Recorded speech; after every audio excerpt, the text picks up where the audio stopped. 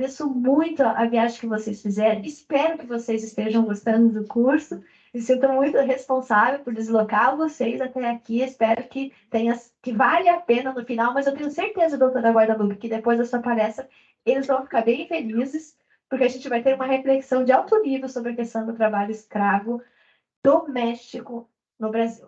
Doutora Guadalupe, nós temos também representantes de empresas transportadoras, né? Quem nós temos da URBS, que é a empresa que gera o serviço de rodoviárias aqui de Curitiba.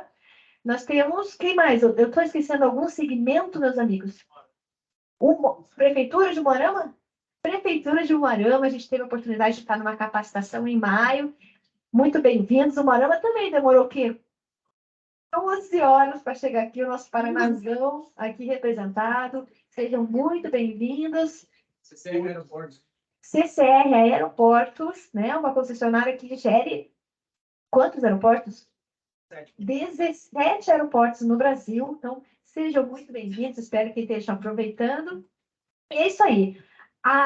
Sem mais delongas, né? Agora que a doutora Guadalupe está brifada sobre, né, a diversidade desse grupo que está aqui presente, né? Espero que você tenha o prazer que eu tenho de estar aqui com toda essa gente muito engajada, né? Pessoas da assistência social, pessoas do segmento do transporte, segmentos variados, doutora Guadalupe, mas que sim, todos eles têm em comum, em alguma parte das suas vidas diárias, essa missão de estar atentos para prevenir e para acolher as vítimas do tráfico de pessoas e do trabalho escravo. Com a palavra, doutora Guadalupe.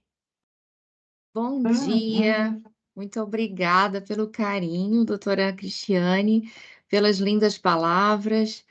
É um prazer estar nessa capacitação da nona região. A nona região que eu tenho um grande apreço. Eu sou de Santa Catarina, mas há 22 anos, por conta do concurso, né, para procurador do trabalho, eu resido no Rio de Janeiro. Mas Curitiba eu vou todos os anos, eu já prestei concurso aí para o Ministério Público do Estado, quando era bem novinha, e então, assim, eu tenho paixão, tive que estudar toda a geografia do Estado por conta do concurso, e é um grande prazer realmente estar hoje com vocês, ainda que à distância. Vocês estão vendo a minha tela?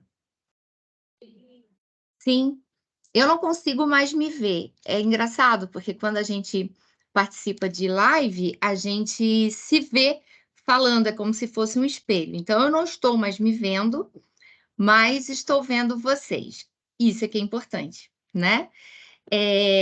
Falar depois da doutora Cristiane é um grande desafio, né? Porque ela é especialista no tema e muito respeitada a atuação dela em âmbito nacional. Então, é um grande desafio, um grande trabalho que eu enfrento, mas tenho certeza que vamos juntos transformar realidades.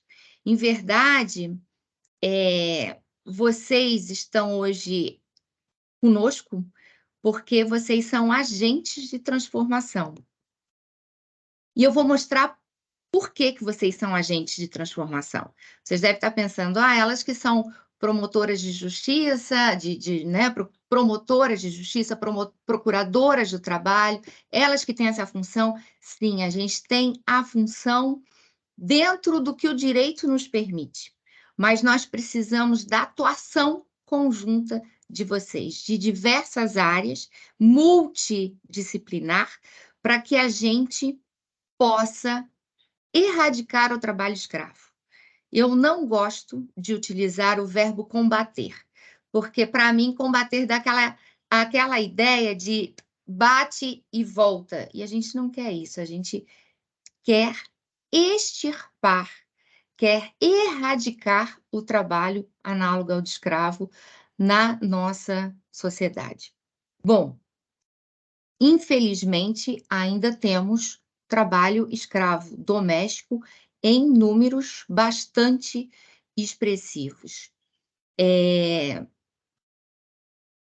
E a existência do trabalho escravo doméstico, ela está calcada em, em sustentáculos, né, em bases que dificultam a nossa atuação, dificulta que a gente descubra que há trabalho escravo naquela residência, ou, como bem já disse a doutora Cristiane Sbalqueiro, no caso de um chacreiro, de um jardineiro, é muito difícil que vizinhos ou familiares próximos possam denunciar os casos e até nós atuarmos.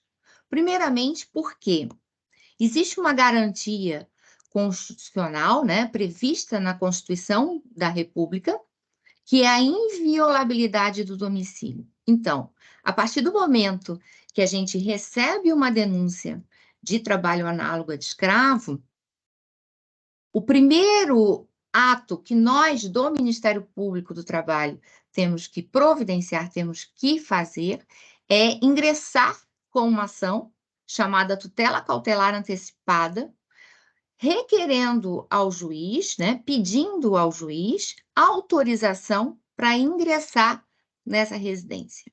Então, somente de posse dessa liminar nas mãos é que a gente começa a articular, já articula antes com a equipe, mas organizar a visita, a inspeção a esse domicílio. Bom, outro fator que prejudica, que impede, não impede, mas dificulta, melhor assim dizer, é que a nossa sociedade, ela é muito escravocrata ainda. Eu costumo dizer que em 1888 nós tivemos uma abolição meramente formal da escravidão no país. Mas, a partir do dia seguinte, ou seja, dia 14 de maio, a gente começou, de 1888, a ter uma escravidão análoga de escravo, ou seja, o trabalho escravo contemporâneo. Isso porque todos nós já estudamos no sentido de que não houve não houve políticas públicas na ocasião da abolição formal da escravatura para que esses trabalhadores tivessem uma outra colocação no mercado. E no caso das mulheres escravizadas, elas continuaram, a grande maioria continuou na casa grande prestando serviços domésticos. Isso porque, geralmente, elas não tinham para onde ir. E, a partir dessa abolição, é que geraram os grandes bolsões de pobreza nas grandes cidades. Antes de passar para o próximo ponto, eu vou dar uma dica de leitura para vocês, que ele é desse tamanho, gente, tem quase 1000 páginas, mas é fantástico. É Um Defeito de Cor, e eu estou lendo esse livro. E ali demonstra bem como os escravos vieram, né, da África, muitos morreram no caminho, e como a escrava, né, os escravos eram propriedade do escravocrata, do senhor, e principalmente as mulheres. E a última leitura do livro foi ontem, eu preferi não ler ontem, porque eu perdi o sono quando eu li essa parte do livro, que foi o senhor, ele era dono também do corpo das escravas, de modo que elas não poderiam ter relações sexuais ou casar com a pessoa que ela tivesse escolhido, que fosse o amor da vida dela, sem antes passar pelas mãos do escravocrata, perder a virgindade com o escravocrata. Essa parte do livro me abalou tanto que eu perdi o sono pensando, porque a descrição foi muito violenta. E aí a gente começa realmente a entender mais ainda o porquê que a gente diz que fala dessa propriedade, do corpo, do escravo ser tratado como objeto. E é importante, esse livro é interessante, se vocês tiverem oportunidade de lê-lo, é uma grande dica. O terceiro elemento é a invisibilidade das mulheres domésticas, dos trabalhadores domésticos. Não há valorização do trabalho doméstico. Pode ser homem, pode ser mulher, no caso dos chacreiros, no caso dos motoristas, das domésticas. Não há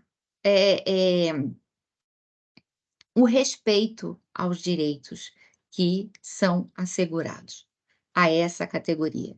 E o quarto elemento é a naturalização, a inferiorização desse trabalho doméstico, de modo que a exploração é naturalizada na nossa sociedade. Então, resumindo, o trabalho escravo doméstico é um trabalho invisível, na maioria das vezes são negras, exploradas, são negras hoje, resgatadas dessa condição, com baixa escolaridade, e nós temos muitos relatos de violências domésticas e que essas trabalhadoras são vítimas, tá? Eu vou passar depois um slide para vocês entenderem bem o que eu quero passar para vocês. Bom, então, o próximo aqui demonstra que o trabalho doméstico no Brasil atinge quase 6 milhões de trabalhadores, sendo 92% mulheres e 65% são mulheres negras. Tá? É a profissão que mais emprega no Brasil.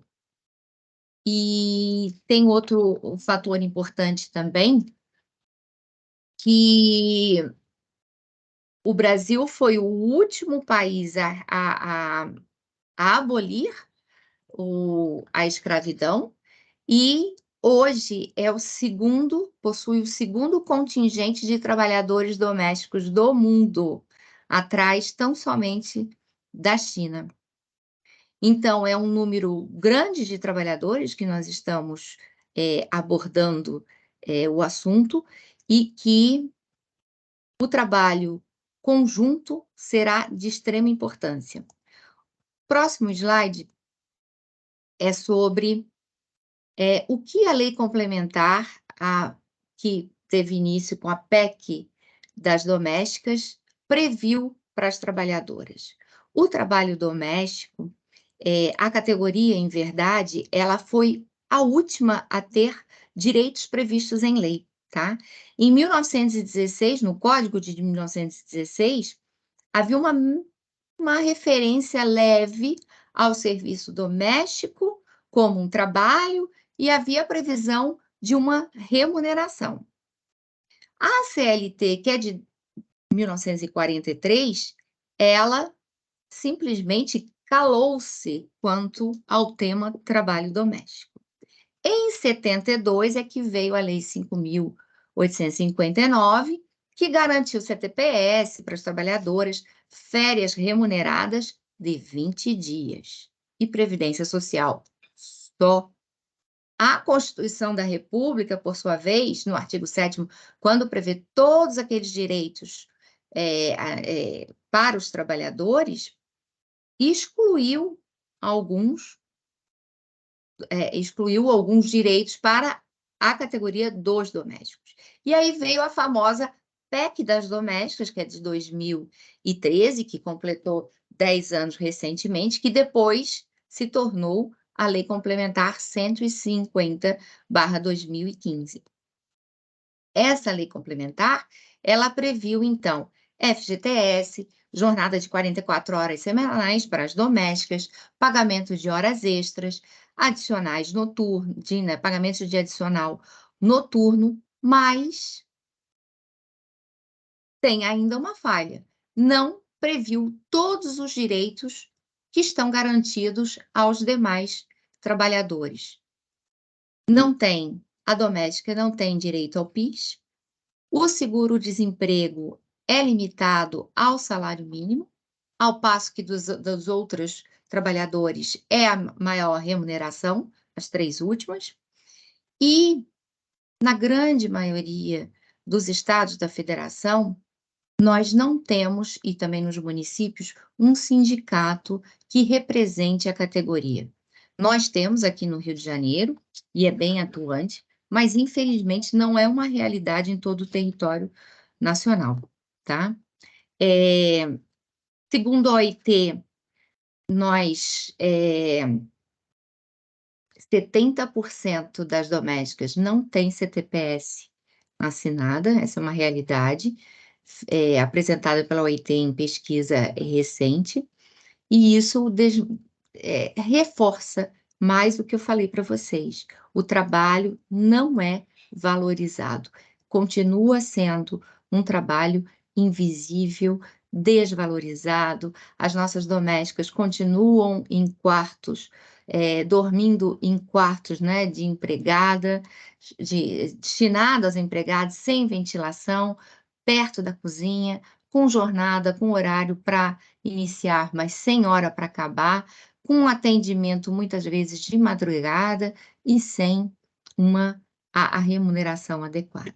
Então, como eu já falei para vocês, doméstico, trabalhador doméstico, que está aí nesse slide, não é só a moça que limpa, que passa, que cozinha na casa, mas também há outros trabalhadores que são considerados domésticos, como aqui estou lendo o slide, né? Temos as governantas, babás, mordomos, motorista, jardineiro, copeira, cozinheira, lavadeira, passadeira, cuidador de idoso, da saúde e o chacreiro. Sei que aí tem muitas terras, muitas chácaras, sítios, e que na maioria das vezes o trabalhador fica numa casinha, é colocado ali sem direitos trabalhistas, em troca de moradia e alimento. E não é reconhecido como empregado, não tem seus direitos garantidos. Eu tenho aqui, até vou pular um slide para mostrar para vocês, uma casa de um chacreiro, destinada a um chacreiro. A casa da esquerda essa casa, ela tinha muito mais buracos nas paredes. Infelizmente, eu não achei a foto, que eu preparei a palestra com as fotos ontem à noite, e eu não consegui acessar ao sistema e as fotos que eu tenho no Ministério Público, né, lá na Procuradoria.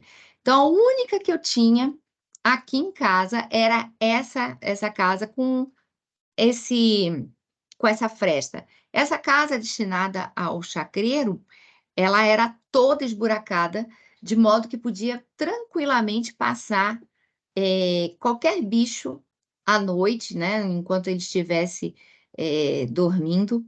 As condições do banheiro eram super precárias e ele estava ali em troca dessa moradia, começando a jornada às 5 da manhã e indo até 6 horas da tarde, quando anoitecia, sem um salário sequer, sem uma remuneração, só mesmo em troca de comida. Essa outra foto é a foto de uma casa em que uma empregada doméstica foi resgatada aqui no Rio de Janeiro. Ela é o maior caso de trabalho doméstico no Brasil. Ela ficou 72 anos nessa condição e ela dormia aí nesse sofá, um colchãozinho dessa natureza, sem nenhuma privacidade. Mas isso eu vou falar depois. Em verdade, eu dei uma pulada para mostrar para vocês a situação dos chacreiros, que eles também são domésticos e que vocês, como agentes de transformação junto conosco, vão passar a prestar atenção nessa categoria, nesses trabalhadores, e denunciar ao Ministério Público do Trabalho ou à fiscalização do trabalho, ou seja, fazer o fluxo de atendimento andar. Bom, agora eu vou passar um slide para uma reportagem, e o nome é Escravas de Família. Eu achei extremamente interessante. esse nome e retrata bem a situação de 3 trabalhadoras. Deixa eu pegar minha cola aqui com o tempo que eu tenho que botar para cada uma falar. Aqui. São 3 trabalhadoras. É a Cida,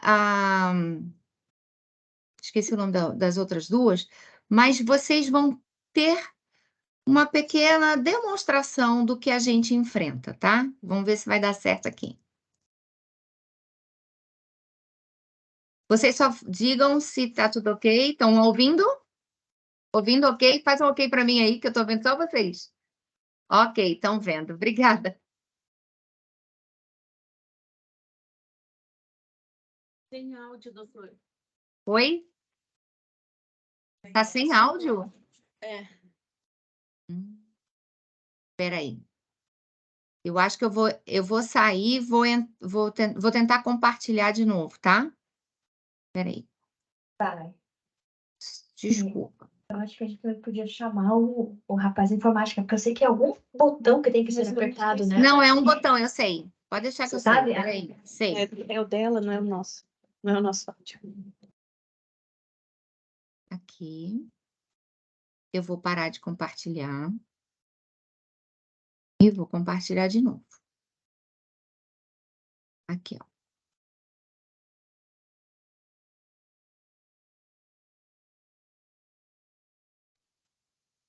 Estão vendo?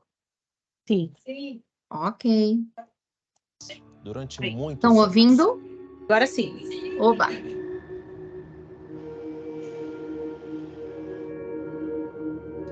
O dia amanhece bonito em Salvador. Na sede da Superintendência Regional do Trabalho, representantes de Dona Conceição prestam novos esclarecimentos. Ela tem toda a liberdade, liberdade total. Nesse sentido, ela não recebe nenhuma contraprestação, né? Salário. Não. Agora, oficialmente, eles sustentam que a mulher de 41 anos não trabalharia na casa, mas sim dividiria o imóvel com a proprietária. Dentro da casa lá de Dona Conceição, ela faz o quê, Dona Cida? Olha, a Conceição ensinou a Cida a cozinhar. Cida não sabia nem tomar banho. Segundo os representantes, a única renda de Cida vem da dona da casa. Mas, como seria considerada da família, o advogado sugere que ela também pode se tornar herdeira de Dona Conceição no futuro. Certamente, quando ela fizer o testamento, Dona Cida não será esquecida, será contemplada. E pela formação, pela índole de Conceição, eu não tenho dúvida que a Cida não será esquecida jamais. Entendeu? Gente, esse início é extremamente importante, porque vocês vão se deparar com situações em que os empregadores realmente vão dizer: era como se fosse da família, ela veio para cá, foi um favor que nós fizemos a ela não tomava banho, ela aprendeu a fazer tudo com a empregadora, e nós pretendemos colocá-la num testamento, mas isso nunca aconteceu na realidade, tá? Então, realmente são pessoas que são exploradas. Eu vou para o próximo caso. É só para vocês ouvirem os argumentos, a realidade e os argumentos, para vocês se prepararem para qualquer tipo de situação. Vamos para o próximo. Eleitor, foi meus pais para mim. Se eu fosse tirado de lá, eu sei o que seria de mim. Eu tinha morrido lá. Essa senhora, ela foi encontrada, ela perdeu todo o contato com a família, mas ela foi encontrada por uma familiar que conseguiu retirar essa trabalhadora da casa da família. A sobrinha Rosane e o marido dela, José Carlos, conseguiram contato com Gildete depois de muitos anos e ficaram assustados com o que encontraram. Ela estava debilitada, magra, com muitas dores, não dormia, E aí, quando nós falamos para ele que nós queríamos conversar com ele para que nós pudéssemos pegar ela e fazer o tratamento devido, ele falava, não, que eu já estou levando, eu já estou indo com ela ao médico. E, na verdade, nunca foi ao médico. Só conseguiram a autorização para levar a tia ao médico após muita insistência. E aproveitaram a chance para resgatá-la de mais de 60 anos de escravidão. Quando nós resgatamos ela, não tinha dente, não tinha óculos, não usava óculos, quase não enxergava, não ouvia. Tá? Então, hoje ela tem os dentes dela, né?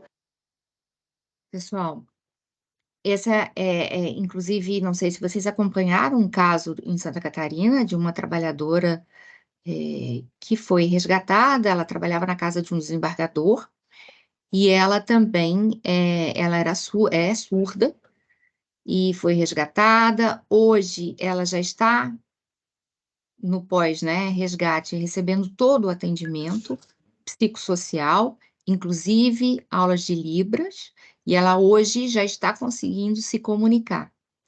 Ela foi dita também, como nesse caso aqui, como uma pessoa da família, como se fosse uma filha, mas assim como a dona Gildete, aí do caso que vocês estão vendo, ela também estava com os dentes podres. Então, um dos elementos que vão ajudá-los a verificar se realmente estão diante de um trabalho escravo doméstico é ver se essa pessoa, se essa trabalhadora tem acesso, tem tratamento de saúde, tem dentário. No caso aí da Gildete, o sobrinho falou que ela não tinha óculos, não tinha, estava com os dentes estragados. Enfim, estava com a saúde debilitada. Muitas domésticas que nós resgatamos, sequer vacina tinham, né? O quadro vacinal não estava completo. Então, essa é uma dura realidade. Agora, uma coisa que eu preciso deixar muito claro para vocês: o que o sobrinho da Gildete fez, não quero que ninguém faça. Ele foi lá e retirou sem as autoridades trabalhistas estarem junto. Por quê? A partir do momento que ele retirou de lá, tanto a fiscalização do trabalho como o Ministério Público do Trabalho não vão conseguir demonstrar, colher provas para demonstrar ao judiciário que ali havia um trabalho degradante, de exploração. Então, não retirem sozinhos, não estimulem a família, algum membro ou amigo a retirar sem que haja a presença das autoridades, tá? No âmbito trabalhista, porque a partir do momento que nós resgatarmos essa trabalhadora, nós vamos ingressar no judiciário para cobrar todos os direitos trabalhistas, inclusive ela vai ter também pleitear o acesso previdenciário, vai ter assistência pós-resgate. É todo um trabalho diferenciado que pode ser atropelado se for retirada sem o trabalho nosso, das autoridades trabalhistas, ok?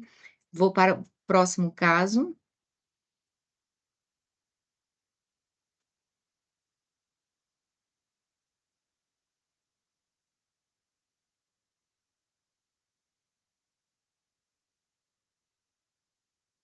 Só um pouquinho, tô brigando aqui com o negócio, deu. Aí se ia assim já ter fogo. Era perigoso? Se era, meu filho, eu não estava nem imaginando. A falta de luz ilustra bem os últimos anos que Leda viveu naquela casa. Ela maltratava. Ela fazia palavras, eu estava assim, em palavras, não batia, mas em palavras ela machucava. Durante 50 anos, ela foi a responsável por todos os serviços domésticos da família. A senhora chegou lá com quantos anos? Na casa dela? Com 9. Com 9 anos. E para fazer o quê? Ela disse que era para tomar conta do filho dela, o pequenininho. Quantos anos tinha o filho dela? Tinha deveria ter 1 ano por aí. De babá, ela passou a faxineira, cozinheira, lavadora de roupas. A senhora nunca teve um salário? Nunca tive um salão, senhor. É porque ela disse que eu estava como se fosse uma filha dela, mas E eu a senhora acha que a senhora estava como uma filha dela? não, não botava na escola, não botou na escola nem nada.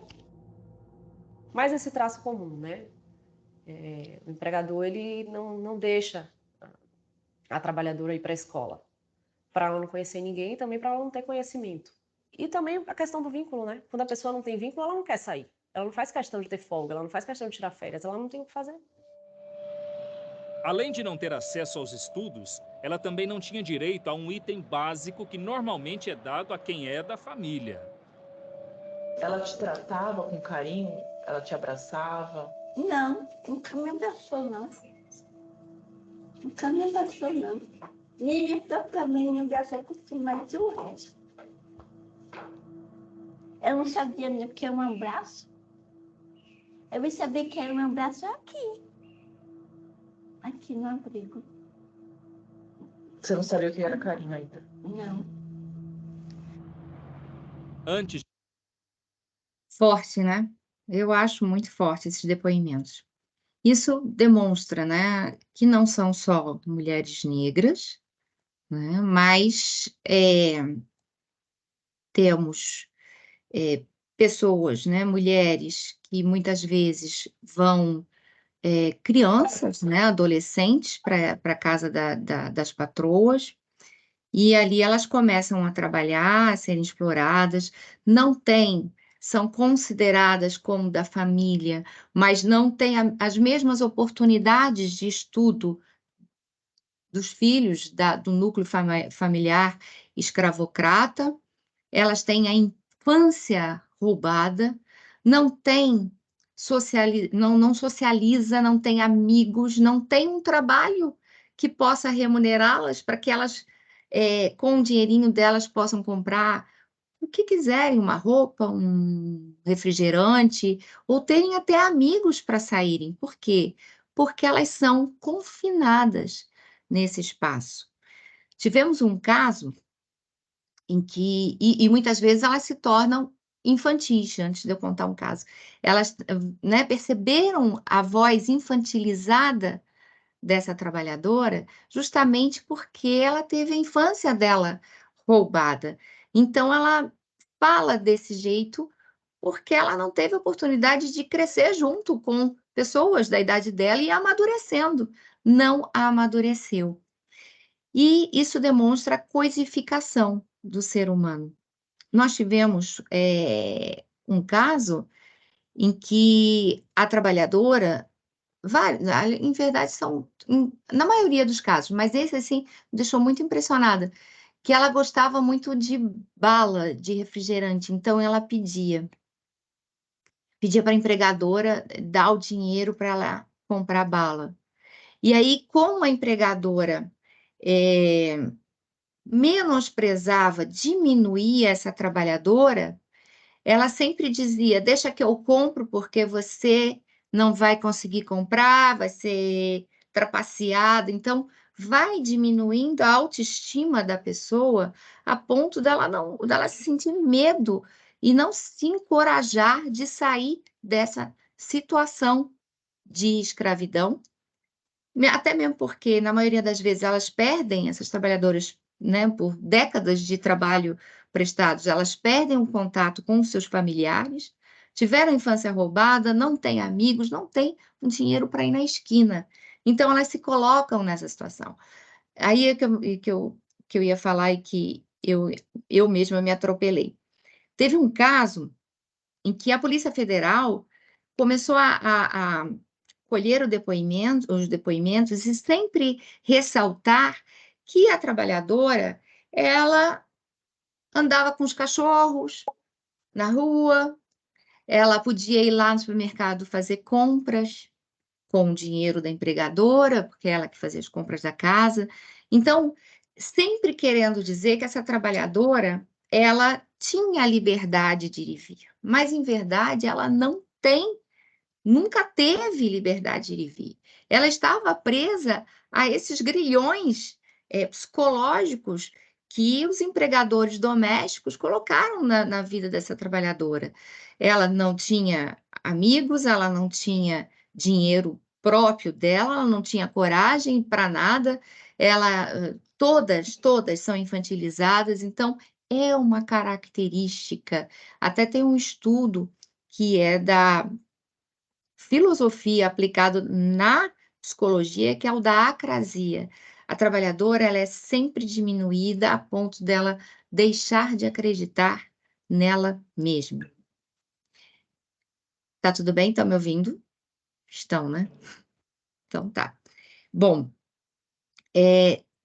tem um outro caso também que me deixou muito impactada, que a trabalhadora, ela já estava na terceira geração da família, e ela dormia também num sofazinho da sala, até pior que esse. Não tinha um quarto para chamar de seu, ela não tinha um guarda-roupa, ela tinha uma sacola pequenininha assim de supermercado, onde ela guardava as únicas peças de roupa que ela tinha, que ela ganhou da empregadora. Então, ela não tinha nada, tinha um par de sapato, e a vida era assim, e ela cuidava. Na atualidade, ela estava, né, quando a gente foi lá verificar a situação, ela estava cuidando já dos netos da primeira escravocrata, e estava na casa da filha dessa escravocrata, que também é uma escravocrata, fazendo todas as atividades, só que ela não tinha direito a nada, nenhum direito, não era vista como uma trabalhadora, e sim como uma quase da família, porque a própria escravocrata falou para mim: eu faço um favor muito grande em acolhê-la na minha casa. Então, é essa a realidade nua e crua que nós temos. Bom, a doutora Cristiane, infelizmente, eu não pude ouvir a palestra, né, a fala dela, mas eu sei que ela já trabalhou o conceito de trabalho análogo de escravo e os elementos tipificadores, como servidão por dívida, jornada exaustiva, condições degradantes e trabalho forçado. Tenho certeza também que ela alertou vocês que não necessariamente são necessários esses 4 elementos, bastando um deles para caracterizar. Na servidão por dívida, quando nós tratamos de trabalho análogo de escravo, nós já verificamos empregadores descontando da empregada, quando é assalariada, quando recebe alguma coisa, sabonete, comida, shampoo, a moradia, de modo que ela nunca recebe um salário digno. Recebe 200, 300 reais por mês, porque é tudo descontado. Em outras, a nossa assistente social do projeto Ação Integrada, que é desenvolvida aqui no Rio de Janeiro, em parceria com o Caritas, o Ministério Público, em parceria com o Caritas, essa servidão por dívida, no caso das domésticas, ela denominou muito sabiamente de dívida de gratidão. As empregadas domésticas, nessa situação, elas têm uma dívida de gratidão com a família que acolheu, como se eles fizessem um favor muito grande em tê-la na casa onde ela pode morar e, na maioria das vezes, receber o que sobrou da comida quando a família almoça, janta, o que resta, ela é o que vai ser a alimentação dela, né? Condições degradantes, para que mais degradante do que uma pessoa ter que dormir sem nenhuma privacidade num colchão desse na sala, sem ter um guarda-roupa, sem ter um salário, comer as sobras das comidas, dos alimentos dos empregadores, enfim, são tantas situações que eu já sei que a doutora Cristiane trabalhou com vocês. O terceiro elemento é a jornada exaustiva. E teve um caso de uma trabalhadora que nós resgatamos aqui, até do bairro da Abolição, olha a coincidência. Ela trabalhou 30 anos nessa casa, e durante o dia ela lavava, passava, cozinhava, cuidava do jardim, E à noite, como a mãe da escravocrata estava doente, ela tinha que passar a noite cuidando da mãe, dessa senhora adoentada, que parece que de uma em uma hora tinha que urinar, ou urinava e ela tinha que trocar e tinha que. Ou era uma trabalheira com os cuidados dessa senhora, que ela não tinha uma noite de sono completa. Então, essa doméstica, quando a gente chegou lá para verificar a situação, ela estava franzina, ela não tinha força para nada e ainda ela gostava muito de comer banana. E aí, à tarde, quando sobrava um tempinho, para ela poder comprar banana, ela recolhia latas na rua e vendia para ir lá comprar a bananinha dela. Quase choro, porque foi uma coisa, uma realidade muito, muito, muito triste. E ela hoje ela está bem, mas eu vou contar por quê, né? Porque existe o pós-resgate. Bom, trabalho forçado. No trabalho forçado, eu não sei se vocês viram, acho que foi ano retrasado. Eu tô meio perdida por conta da pandemia, a gente fica meio perdida no tempo. Eu acho que foi ano passado, numa matéria que saiu, que foi uma trabalhadora nova, doméstica, que ela teve que pular a janela porque ela foi cerceada do direito de ir e vir pela empregadora. Então, ela foi trancada e aí ela pulou a janela para pedir socorro. Então, por conta dessa ideia de que trabalho escravo é só aquele que as pessoas são acorrentadas, né? Aquela visão antiga, muitas vezes as pessoas dizem, mas ela ia na padaria ou levava o cachorro para passear, por que que ela não saiu dessa situação? É justamente isso tudo que eu contei para vocês, a pessoa perde as suas forças, ela se sente desacreditada, ela sofre violência psicológica e é um medo de sair que a aprisiona, que a escraviza também, tá?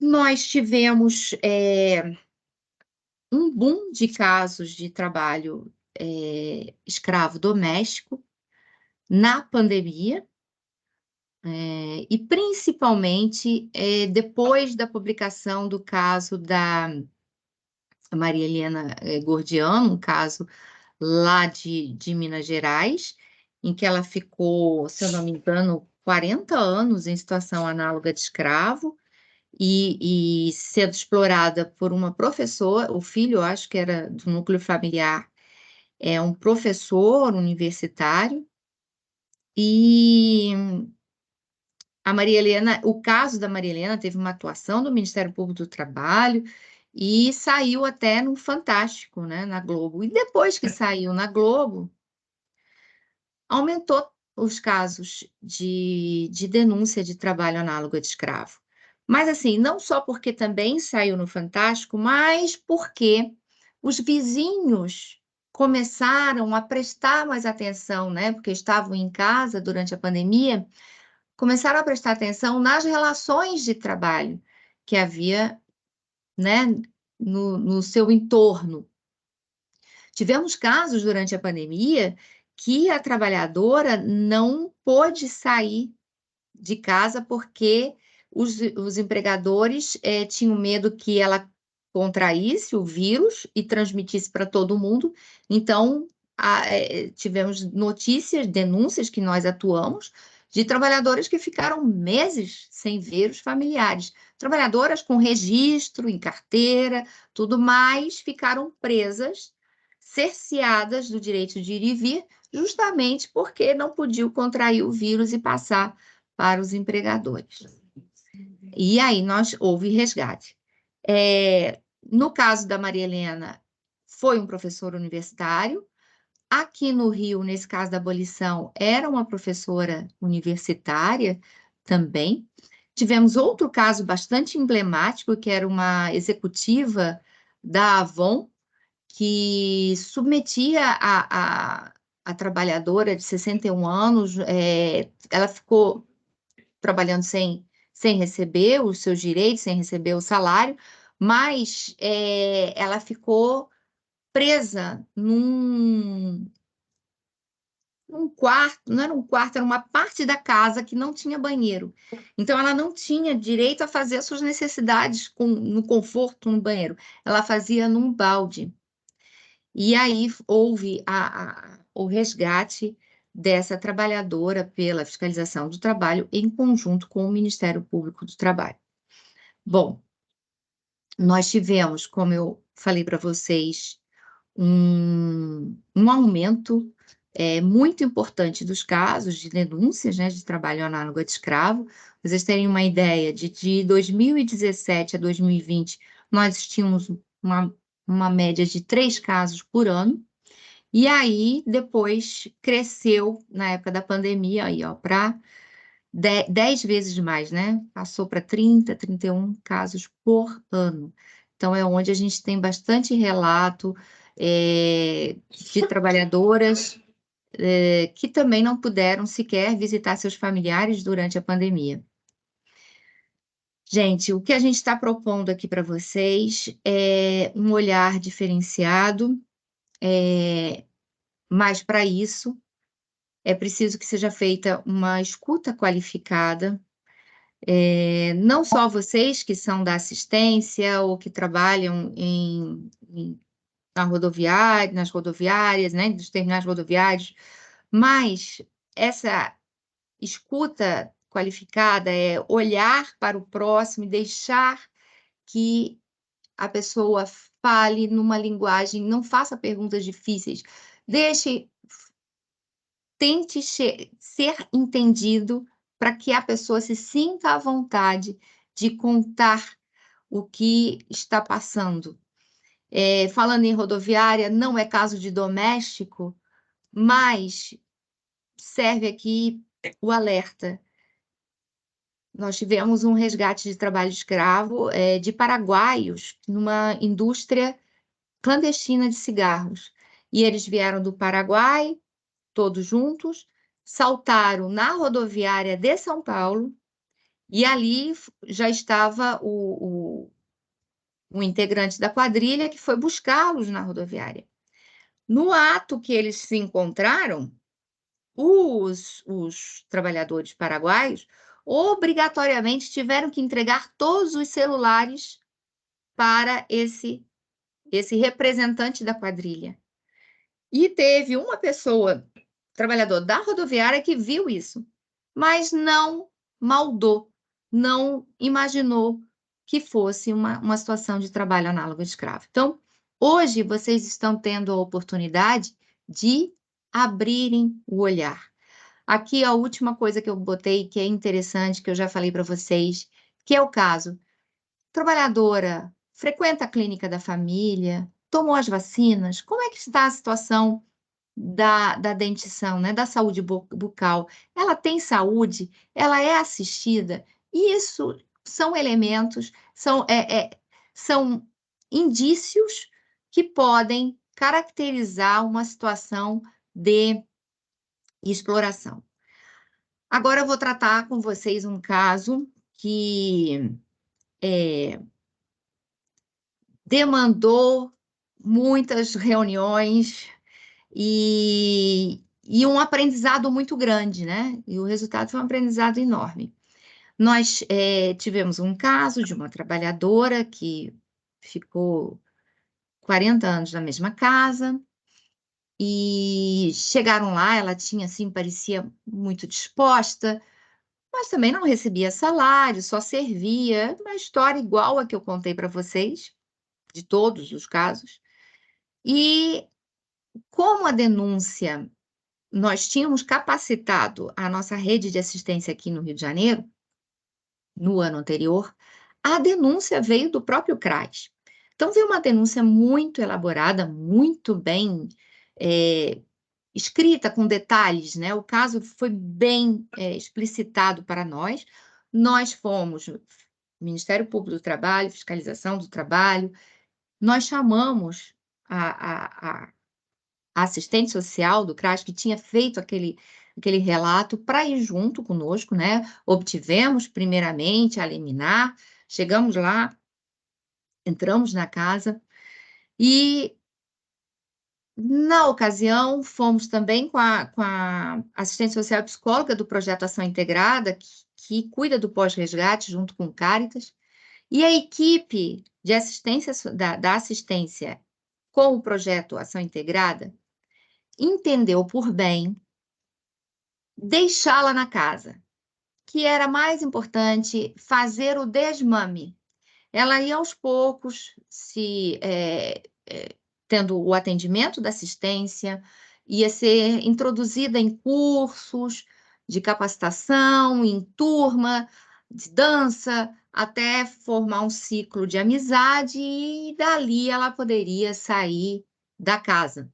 Que a retirada abrupta, né, a retirada imediata da trabalhadora causaria danos. Bom, na ocasião eu fui contra, mas como a gente trabalha com uma equipe multidisciplinar, eu respeitei, acatei a opinião, né, o laudo técnico da assistência e da psicologia também, tinha uma psicóloga junto. Bom, aí, o que aconteceu?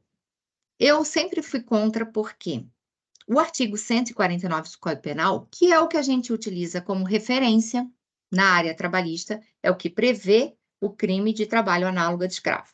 Nós utilizamos como referência na área trabalhista. Ele é um crime de natureza permanente, ou seja, de natureza permanente continuada. É como se fosse um crime de sequestro. O crime de sequestro também é igual, é natureza contínua, né? Permanente, continuada, ele só é rompido quando a pessoa, a vítima sequestrada, é retirada das mãos do sequestrador. E nós temos até o caso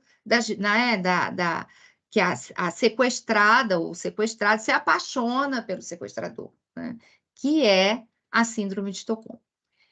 No caso do doméstico, né, do 149 doméstico, a vítima também se apaixona, se afeiçoa àquele núcleo familiar, porque já passou gerações e mais gerações daquela família, acompanhou, então ela tem um carinho, existe um afeto com a família escravocrata.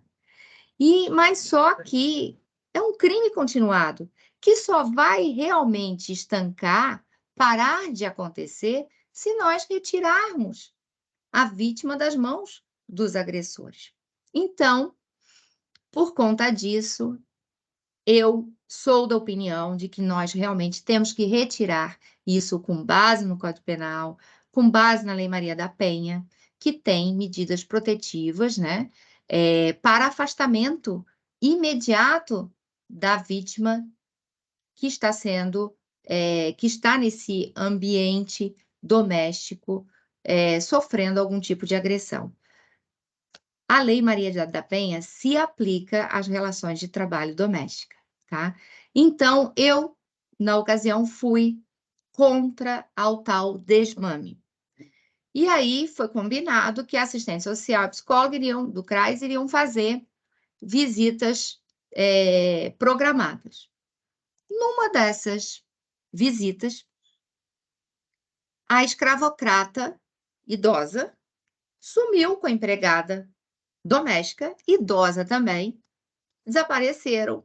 E nenhum vizinho tinha conhecimento, ligaram para os filhos dessa idosa, eles disseram que não diziam onde elas estavam.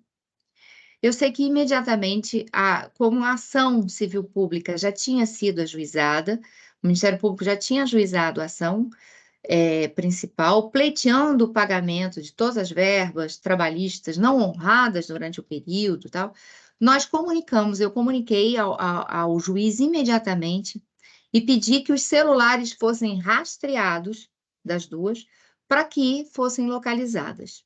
Foram localizadas, ok, e aí não houve mais chance.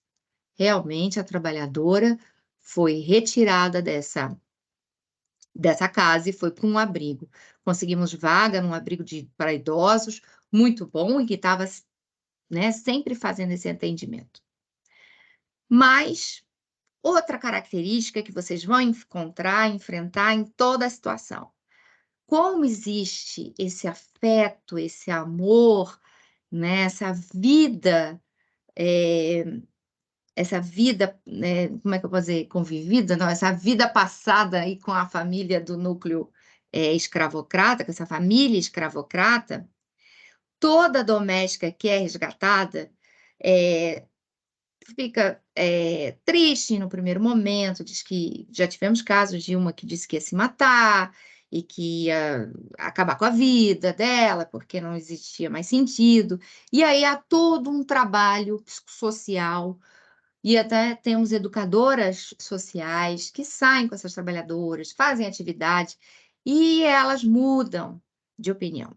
E aí, no caso da dessa empregada, a dona Maria, ela, de forma como só ia ocorrer, ela disse que ia se matar, que não queria mais nada, tal, tal. E aí era próximo do Natal. E que ela queria muito passar o Natal com a família escravocrata. Aí veio a assistente social e, né, a equipe do CRAS, junto com o Projeto Ação Integrada, marcaram uma reunião comigo para ver se eu liberava, o que eu achava, porque a família escravocrata também queria que ela passasse o Natal lá.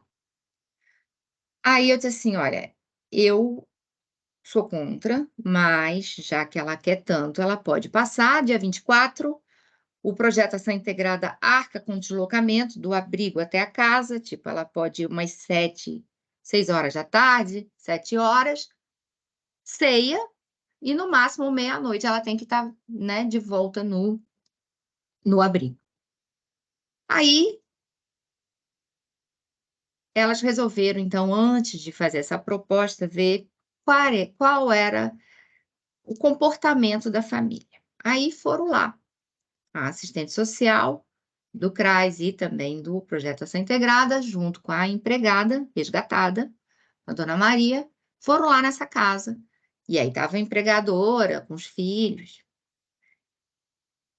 Impressionante, gente. Os primeiros minutos que ela chegou, sentou, ela disse assim, fulana, Maria, tem que molhar aquela planta lá. Ó, o periquito está com saudade. Vai lá dar água pro periquito. Vai lá fazer não sei o quê. Ou seja, o tempo todo a Maria foi demandada. E aí a assistente social se sentiu mais encorajada de dizer que eu não tinha deixado, mas que tinha permitido de passar o Natal assim, à noite, das 6 à meia-noite, e voltar para o abrigo. Ela, não, a empregadora, não, isso eu não quero. Eu quero que ela fique aqui, porque quem que vai fazer a comida? Então, mais uma vez, era para explorá-la, né? Então, ela não ia ser como uma convidada, uma membro da família. Não, ela ia passar o Natal para trabalhar, para servir aos empregadores. E aí é que ela não foi mesmo, né? Isso é importante mostrar para vocês que o desmame, na prática, ele não vai ser efetivado, porque o escravocrata sempre vai continuar explorando. Então, no caso do trabalho doméstico, obrigatoriamente tem que sair. Eu li um livro recentemente que eu indico para vocês, que é A Invisibilidade do Trabalho Escravo Doméstico e o Afeto como Fator de Perpetuação. E esse livro, ele diz uma coisa que é muito importante, que existe uma bolha formada em torno da relação, né, em torno dessa relação doméstica, e que o direito sozinho, ou seja, nós, Ministério Público, Judiciário, exigindo que saia, exigindo que a lei seja cumprida, que eles tenham direitos trabalhistas pagos, né, observados, não vai acontecer sozinho. Nós precisamos muito do pós-resgate, com o apoio da assistência social, da psicologia e até dos educadores sociais, para que a gente possa efetivamente transformar realidade. Resgate de trabalhador doméstico sem esse pós-resgate, com apoio da rede de assistência, é um faz de conta. Essa trabalhadora vai voltar e não vai dar certo. Ela vai continuar sendo explorada. Bom, essa retirada, esse atendimento pós-resgate que eu estou apresentando aqui para vocês, ele não está previsto só na Lei Maria da Penha, mas também no segundo Plano Nacional de Erradicação do Trabalho Escravo. Então, é o atendimento que vocês vão dar e da assistência emitindo documentos, muitas delas nem têm documentos, mas é dar essa assistência a procurar também abrigo. No próprio fluxo de atendimento aos trabalhadores resgatados, há um movimento de exigir dos abrigos o acolhimento. Aqui no Rio de Janeiro, nós passamos por várias dificuldades, porque, na maioria das vezes, nós estamos resgatando mulheres idosas, e muitas vezes não tem vagas em abrigo para idosos. E aí eles insistem em colocar em vaga para moradores de rua, outros tipos de abrigos, porque não tem vaga. Só que não dá para abrigar, para acolher morador de rua junto com um trabalhador doméstico, com um trabalhador resgatado do trabalho escravo. É outra realidade que não combina. Então, o que a gente tem feito? Exigido o fluxo funcionar, o projeto Ação Integrada, muitas vezes, enquanto está esperando vaga em algum abrigo, mantém a trabalhadora em um hotel pago pelo projeto, que é desenvolvido com os recursos provenientes das ações civis públicas ajuizadas por nós e dos termos de ajustamento de conduta. Então, em determinados casos, quando há uma demora muito grande em conseguir o tal do abrigo, eu já tive que buscar apoio do Ministério Público do Estado, que aí ingressa com uma ação em face do município ou do Estado exigindo o abrigo. E aí sai rapidinho uma vaga. Então, é mais uma dica que eu dou aí para vocês.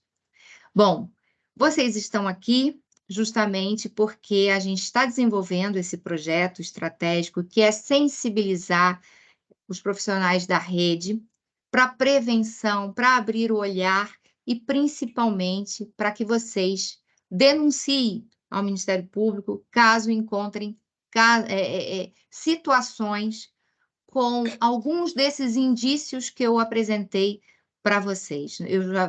Os canais de denúncia já vou passar. E aí, a partir daí, a rede de atendimento, prestar uma atenção a esses trabalhadores, direcioná-los aos programas sociais, aplicáveis ao caso, logicamente, e aí acompanhá-los. Nós acompanhamos junto, o Ministério Público acompanha junto com a rede de apoio a situação dos trabalhadores. Buscar espaçamento e abrigamento, eu já falei para vocês. Eu tenho um caso aqui que eu não consegui pegar no YouTube, como eu fiz no caso da matéria da Record, mas esse caso aqui é de uma doméstica que ela foi resgatada em São Paulo.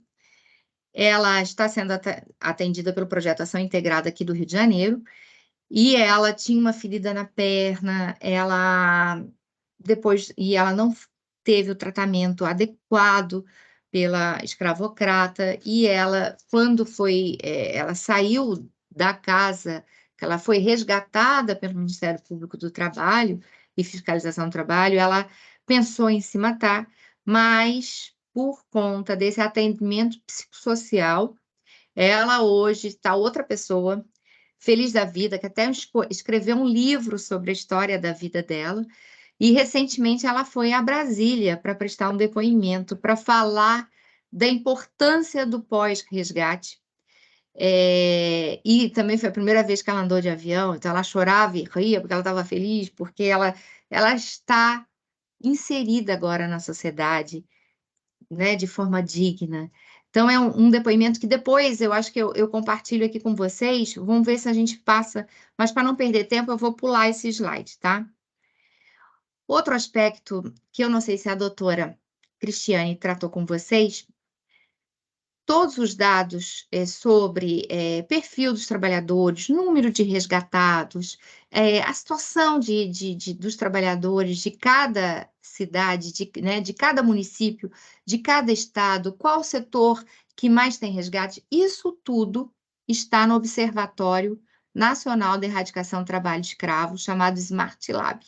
Só botar no Google Observatório Erradicação do Trabalho Escravo ou Smart Lab, vocês já vão ter acesso. Ou fazer o QR Code aqui, que eu fiz esse QR Code pensando em vocês.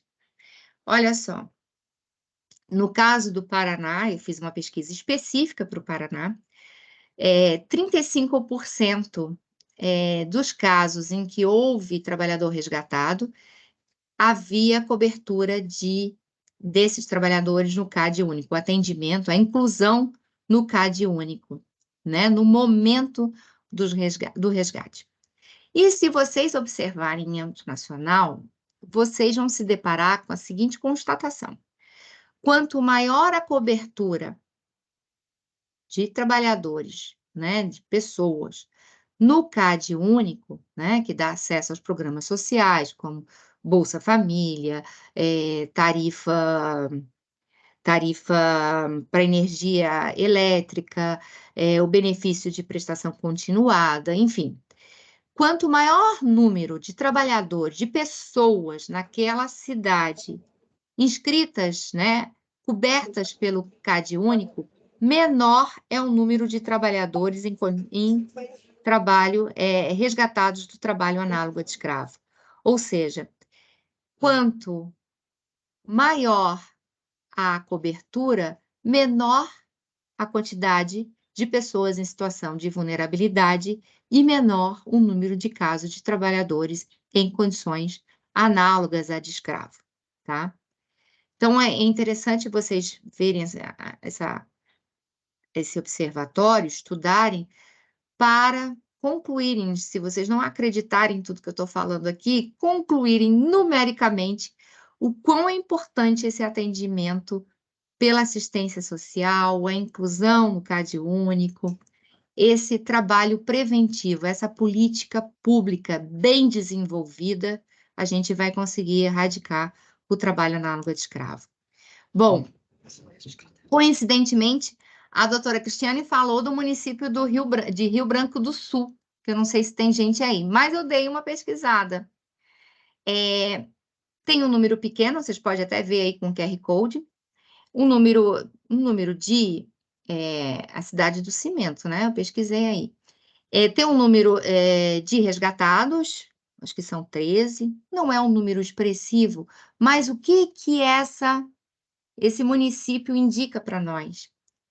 Um grande número de trabalhadores resgatados no trabalho escravo, não na cidade, em outros municípios, justamente porque pelo mapeamento, né, pelo observatório, a gente consegue verificar que essas pessoas são naturais ou residentes desse município de Rio Branco. Então, o que precisa fazer no município de Rio Branco? De Rio Branco do Sul? Política pública para prevenir, né? Incluir maior número de trabalhadores no CAD único para tentar diminuir essa vulnerabilidade, porque essa vulnerabilidade é que leva ao trabalho, à submissão ao trabalho análogo de escravo, a aceitar qualquer convite, proposta de trabalho fora do seu município ou até dentro da sua cidade. Aqui, gente, é a cartilha que nós, do Ministério Público do Trabalho, vocês podem pegar aí com o QR Code, desenvolvemos com todos os direitos previstos na Lei Complementar 150 para trabalhadoras domésticas, todos os telefones úteis que são necessários, caso vocês queiram tirar dúvidas ou fazer denúncias, tá? Aqui, essa foto eu botei aqui para lembrá-los que não é só essa prisão aqui, não é só o pezinho acorrentado, a mão acorrentada, que é trabalho análogo de escravo. Existem outros fatores, outros elementos que foram apresentados para vocês hoje, para lembrá-los que trabalho escravo existe e que o canal de denúncia é o site da APRT da 9ª Região, o endereço está aí, ou no Disque 100. Muito obrigada pela oportunidade. Eu acho que eu vou colocar para a Andréia, aqui no chat do Teams, o link para ela colocar para ver se consegue, se vocês conseguem assistir o depoimento dessa trabalhadora que foi falar lá em São Paulo. Não sei se ainda dá tempo. Dá tempo? Doutora Guadalupe, a gente Pois precisa não. encerrar para o almoço, mas eu tenho uma proposta. Eu vou Claro. pedir, eu sei que a doutora adora o feedback dos colegas, Sim. né, das pessoas, né? Mas eu vou pedir, meus amigos, minhas amigas, para que vocês formulem perguntas por escrito para nós, nos encaminhem aqui pelas folhas, para que a gente possa compartilhar com a doutora Guadalupe na sequência, e para que a gente possa também enfrentar as perguntas que vierem, porque nós temos 2 mesas que vão acontecer depois do almoço. E o Nós temos almoço. um tempo curto para almoço, doutora Guadalupe.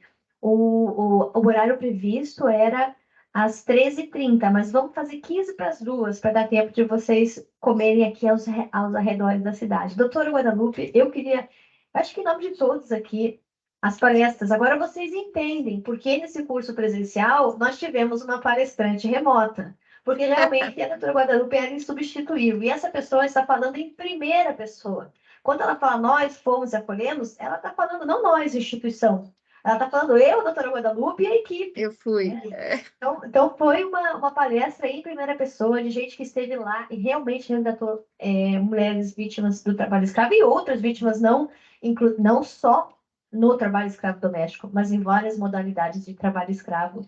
E a contextualização que a doutora Guadalupe faz só é possível porque ela atua integrada com a assistência social e com a Caritas, em ação de parceria que faz com que o pós-resgate no Rio de Janeiro seja tão potente como é um estado referência para todo o Brasil. Então, doutora Guadalupe, eu agradeço muito a sua participação. Com relação ao link, doutora, a senhora poderia me encaminhar pelo WhatsApp para Eu disponibilizar? mando. Isso pode até passar depois do almoço, porque ela chora, ela fala que queria se matar e que ela era explorada. É muito emocionante. Eu não trabalhei nesse caso, né, porque é de São Paulo, é da nossa colega, a doutora Aline, mas o fato de ela ter se reerguido, inclusive ela quer contar a história dela, está escrevendo um livro, é muito gratificante para nós que atuamos, né, nesse caso, ainda que à distância, mas eu participei de todas as fases dessa situação. Eu sinto essa sinergia, doutora Guadalupe, eu acho que ela está se referindo ao fato, eu acho que na profissão do serviço social, as pessoas que estão aqui nos ouvindo sentem muito isso, né? Você está intervindo numa realidade, qual o medo que a gente tem de intervir e atrapalhar? Né? E a tua mensagem, doutora Guadalupe, de quem interveio e acompanhou todas as fases do processo, é de que é preciso fazer o que é certo. Ou seja, ninguém mantém uma vítima de escravidão com um escravagista. Ponto. Nós temos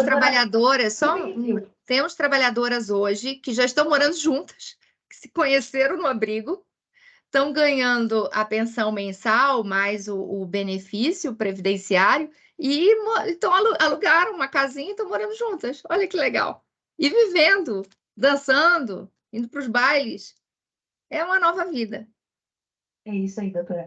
Muito obrigada pela participação. Vamos nos despedindo aqui, vamos encerrando a parte da manhã desse curso de capacitação da rede no combate ao trabalho escravo, na prevenção ao trabalho escravo e ao tráfico de pessoas. Eu vejo todos vocês de novo aqui às 15 para as 2. Muito obrigada. Muito obrigada, doutora Guadalupe. Beijo, obrigada. Qualquer coisa, estou à disposição.